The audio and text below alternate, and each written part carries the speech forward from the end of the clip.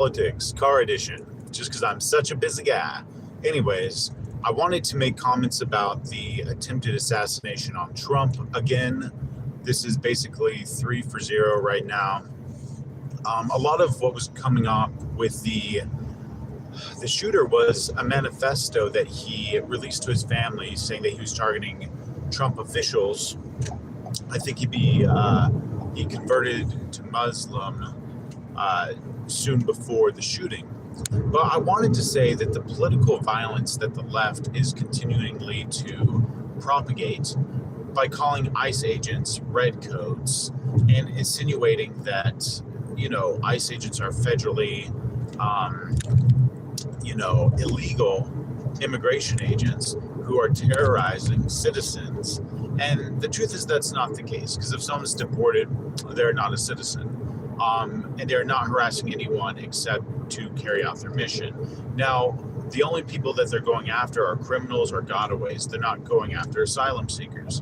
So when you have a portion of the government continually to talk about federal agents and law enforcement as thugs and criminals, you're going to get a lot of people who are going to attack the guy on the top, which is the president, the one who's supporting them. So the left has been inciting civil war for the better part of 5 years. 3 assassination attempts on Donald Trump, calling federal agents, which is, calling them thugs and criminals and redcoats and, not obeying the laws, is crazy, because the way the Civil War worked was back in the Civil War, the original one, the left was talking about Republicans as the Federalists, versus the South because of their way of life.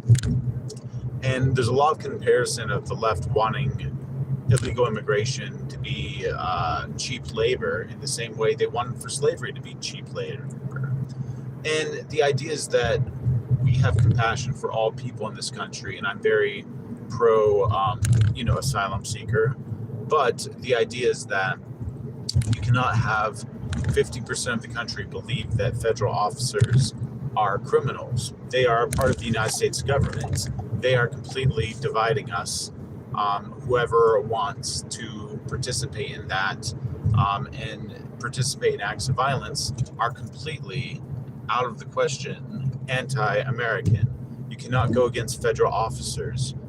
We live in a democracy. Whoever's in charge for 4 years is the head of the government. And if you go against federal officers, you go against the government. You are inciting violence as politicians. You are inciting violence as violent protesters. And an armed gunman is beyond a protester. They are essentially the worst of the worst evil, which is, political violence and initiating political violence.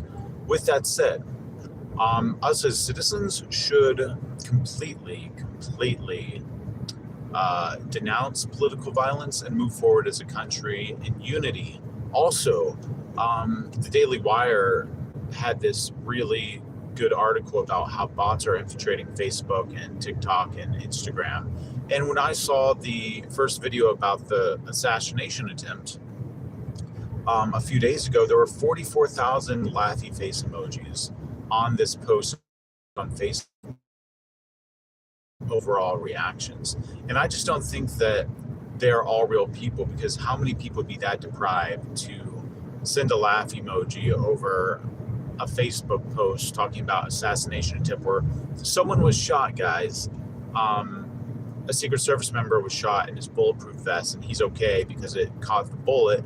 But this is a sick group of people, because not all of them are bots. Can you imagine if Republicans were laughing if Joe Biden was attempted to be assassinated, or someone in the Secret Service who is the government was shot by a gunman and a would-be assassin?